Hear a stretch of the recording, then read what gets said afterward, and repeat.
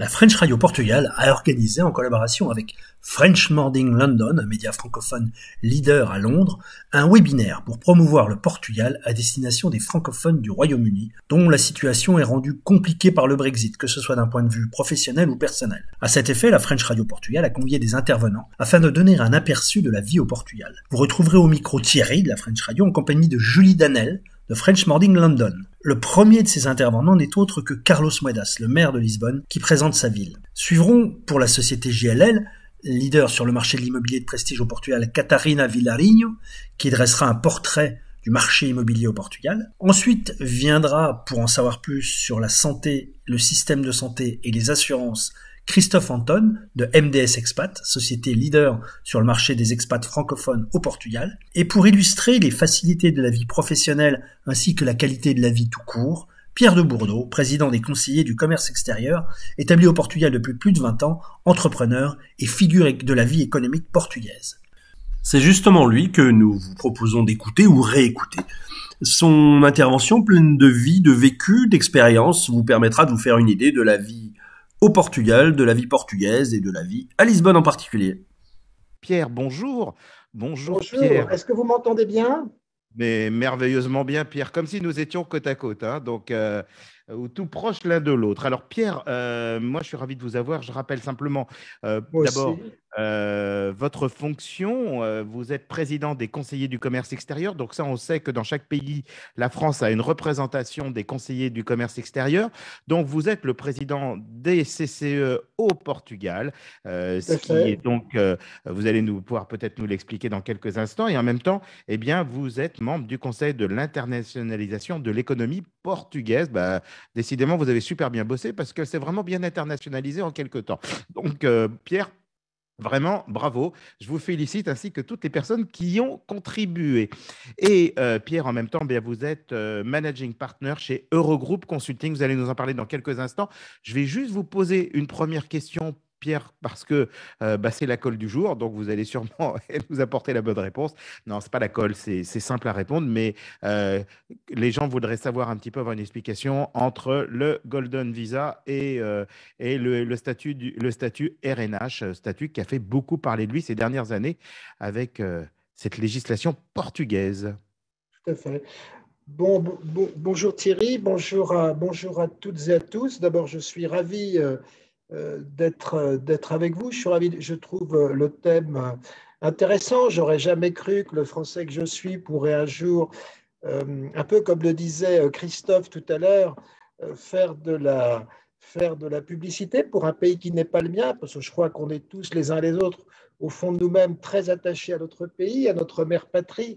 Mais c'est vrai que je comprends que ces sessions aient été organisées parce que c'est vrai que le Portugal a beaucoup d'avantages. Moi, j'y suis venu à titre personnel il y a 29 ans pour 2 ans. Je suis venu pour un projet, j'étais consultant chez le plus grand distributeur national. Hein, et j'y suis resté parce que, on y reviendra, mais pour un certain nombre de raisons, mais surtout parce que j'ai trouvé que c'était un pays qui était globalement facile à vivre, alors que j'ai pu trouver, en aimant beaucoup mon pays, je ne vais surtout pas tomber dans le French bashing, mais que la France était devenue un pays difficile à vivre.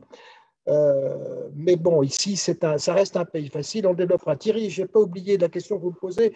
En gros, et là, je demande à Cataline de me corriger parce qu'elle sait ça, elle, bien mieux que moi, j'en suis sûr.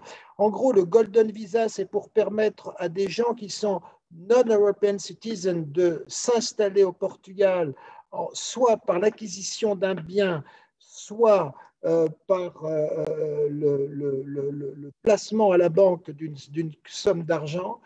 Et le statut de résident non habituel, le RNH, c'est tout simplement les Portugais ont décidé. Il s'avère que comme consultant, j'ai travaillé pour ce gouvernement de centre droit qui est passé à l'époque où la Troïka était là. Il était crucial pour le pays d'accueillir des gens à haut revenu et un comité dans lequel nous on participait, on travaillait, avait imaginé cette mesure, c'est-à-dire en gros la réduction à zéro de la fiscalité, c'est-à-dire que des gens qui décidaient de venir au Portugal, selon certaines conditions, ne payaient pas d'impôt sur le revenu pendant 10 ans. Ce statut vient d'être modifié maintenant et les gens qui viennent payent simplement 10% d'impôts. C'est-à-dire, je ne vous fais pas un dessin, hein, quand on est tous quand même plutôt dans des tranches de revenus assez élevées. Donc, passer à 10%, ça reste quand même très avantageux.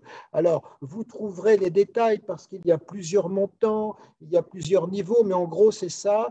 Investissement dans un bien immobilier, placement concret d'actifs financiers dans une banque ou investissement dans la culture, mais ce sont les conditions qui permettent tant d'accueillir pour les non-European citizens, mais pour vous, Français, pour nous, Français, vous êtes considérés comme des citoyens de l'Union européenne, donc c'est plutôt le premier statut qui s'applique. Mais Catherine, n'hésitez pas, ou Christophe surtout, n'hésitez pas à intervenir si vous avez des informations plus précises. Hein. Mais de toute façon, c'est très connu. Et ça fait aussi partie, Thierry, je ne sais pas si je peux tout de suite passer à ça, et je pense que vous l'avez compris avec les gens tant de MDS que de John Langan-Lassalle, de Choteliel. L'un des avantages du Portugal, c'est aussi la qualité de l'accompagnement de tout. Il y a une qualité de service qui est exceptionnelle, on l'a compris par l'assurance, le niveau de professionnalisme que peut représenter une MDS, ou le niveau de sophistication que peut représenter également une John Langan-Lassalle, et ce ne sont pas les seuls.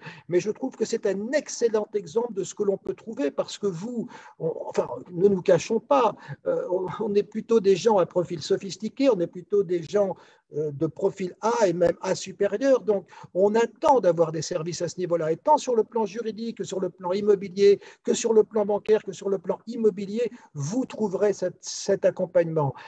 Moi, je suis dans un groupe international, je vais en parler une seconde, on est à peu près 10 000 dans le monde, on a une facturation un peu plus supérieure à 1 milliard de dollars. Je peux vous dire que mes avocats ici à Lisbonne n'ont rien à envier aux meilleurs avocats américains ou anglais qui sont très bons. Je ne dis pas qu'ils sont meilleurs, je peux vous dire que vous trouverez en termes de services le meilleur accompagnement possible. Et enfin, pour l'anecdote, je tiens à vous dire que je viens de me faire opérer.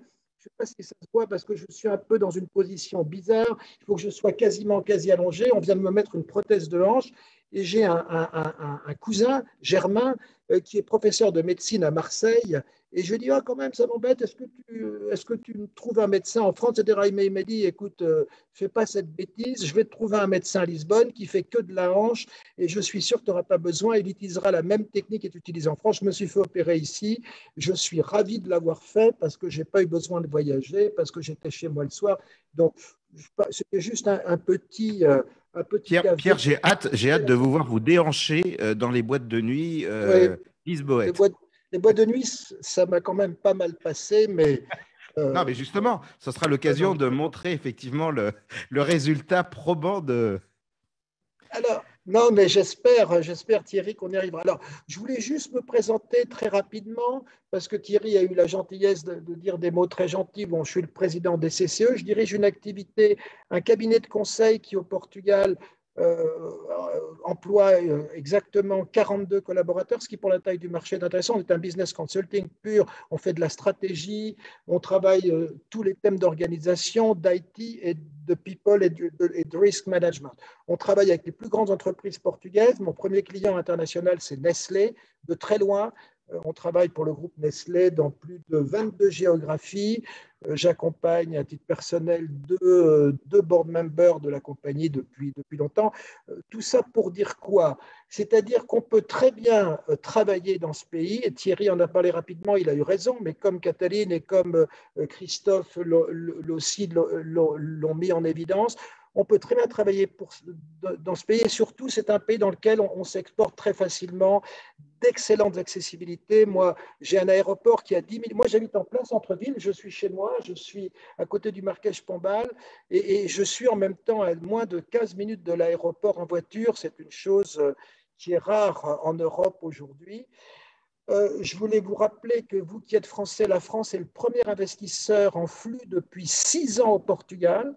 Et en stock, on est les deuxièmes derrière les Espagnols, même s'il y a une disparité complète d'investissement. Nous, ce sont plutôt les grands groupes. Nous, il n'y a que 7000, en gros, entreprises françaises. Tous les grands sont là. Tant de tous les secteurs, tant de l'automobile, tant que c'est Vinci qui gère les aéroports du Portugal, qui les détient. BNP Paribas, ici, plus de 10 000 employés. C'est un centre de nearshoring important pour toute la banque française, pour tout le secteur de l'assurance. Aussi, beaucoup de présence dans le secteur de l'immobilier. C'est-à-dire que quand on arrive au Portugal, pas autant qu'à Londres, hein, parce que Londres, on disait souvent que c'était la deuxième ville française, entre guillemets.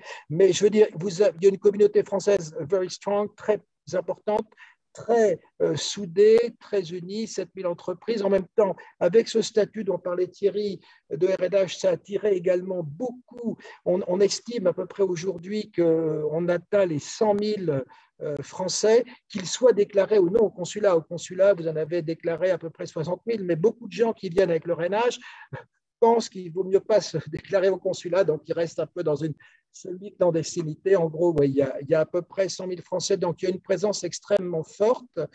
Et puis, il faut que vous sachiez aussi que sur un aspect business, le Portugal est un pays extraordinairement facile. Vous créez une société en 24 heures. Moi, j'ai créé ma société il y a longtemps maintenant, mais j'en avais créé une en France avant. Je suis un entrepreneur. Et si vous voulez, sans tomber dans aucune caricature entre l'URSSAF, j'avais pas réussi, j'avais ouvert avec 1 mois et demi de retard parce qu'il me manquait un papier à l'URSSAF. Ici, j'ai tout fait dans un guichet unique en 24 heures, il y a plus de 15 ans. Et si vous voulez, ce sont des choses qui vous marquent. Ce qui ne veut pas dire que vous serez dans un pays où il n'y a pas de bureaucratie. Ce n'est pas vrai, il y a de la bureaucratie. Il est hors de question de vous peindre une image qui soit erronée. Par contre, il y a des choses qui sont extraordinairement facilitées. Et tout ce qui est création d'entreprise, tout ce qui est accompagnement justement à la vie des entreprises, vous avez une notion de guichet unique qui fait que pour moi, qui était un étranger, qui ne parlait même pas la langue à l'époque, ça m'avait énormément aidé. Un point sur lequel aussi je voulais parler, j'ai mes notes dans mon téléphone, hein, on a besoin, à mon âge, on a besoin d'avoir des notes. Il y a un très bon tissu d'école française, hein, il y a le lycée français qui est remarquable, il y a un lycée français à Lisbonne et à Porto énorme.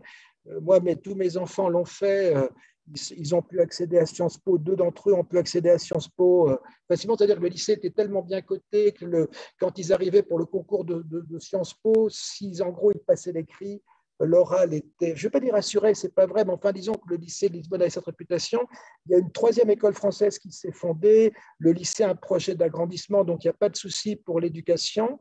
La santé, on en a parlé, je ne vais pas le répéter. Je voulais insister sur la qualité des services qui vous accompagneraient autour, comme dans les meilleures capitales. Vous en avez vu un exemple avec nos amis de MDN et de John Lang & LaSalle.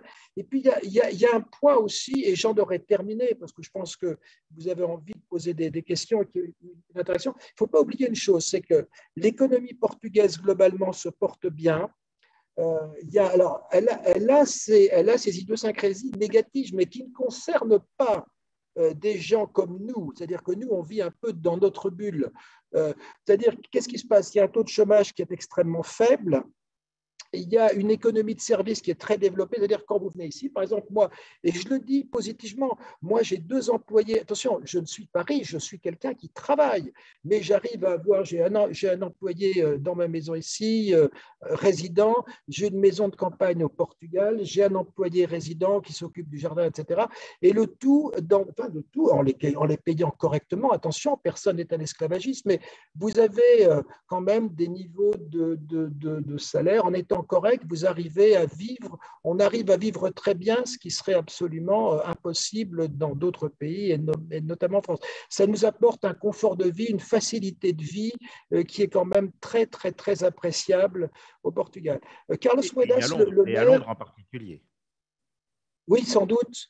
Carlos Moedas, le maire, il a insisté, moi je le connais bien, j'étais dans son conseil stratégique de campagne, et Carlos a bien fait d'insister sur un point. Lisbonne est une ville extraordinairement sûre. Alors je touche du bois parce qu'on ne sait jamais, il peut toujours y avoir un fou. Mais globalement, les statistiques de délinquance, moi je suis un ancien assureur, et quand j'étais venu à Lisbonne, je m'étais fait communiquer les taux de risque, et je pensais que c'était faux, parce que moi j'arrivais de Paris, et vous savez, quand vous faisiez un contrat d'assurance à Paris, vous aviez les indices de risque, et à Paris, c'était multiplié par 4 pour le vol et vandalisme, et à Lisbonne, j'avais trouvé des taux de risque qui était 5 à 6 fois inférieur. Je me dis non, c'est pas possible, ils se sont trompés. Ben non, ils ne se sont pas trompés parce qu'il y a très peu de cambriolage, il y a très peu d'agressions, il y a très peu de crimes. Voilà. Donc, c'est vrai que c'est très agréable de vivre dans une ambiance sûre, tant pour des… moi, je marche avec une béquille en ce moment, je suis tout à fait tranquille globalement. Donc, c'est un point aussi que je trouve important. Alors, un dernier point, je voulais vous parler de l'offre culturelle. Bon, il s'avère que j'aime beaucoup la musique classique et l'opéra. J'ai un abonnement à l'opéra de Lisbonne, ça s'appelle le San Carlos, qui est un excellent opéra, qui est un petit bijou d'architecture du 18e avec une excellente acoustique, avec après… Je ne veux pas vous dire que c'est le répertoire, c'est pas vrai, c'est pas Bayreuth et c'est pas Paris ou c'est pas Londres, mais il y a une offre culturelle d'une très grande qualité. Il y a 2 orchestres nationaux, un orchestre national, un orchestre de la Fondation Gulbenkian qui sont aussi d'excellentes factures, et avec les tournées internationales, vous arriverez très bien à rester à jour et à voir en gros les meilleures productions et les plus grands interprètes. C'est aussi un point important. Et puis en même temps, les Portugais, ils ont toujours eu un tropisme français. Donc, en gros, tous les films français, beaucoup des films français sortent quasiment dans les mêmes moments où ils sortent en France. Et j'avoue que c'est assez sympa. Avec une expérience française excellente. Voilà, j'ai trop parlé, Thierry. Je te l'avais dit. Merci beaucoup, Pierre. La French Radio. Portugal.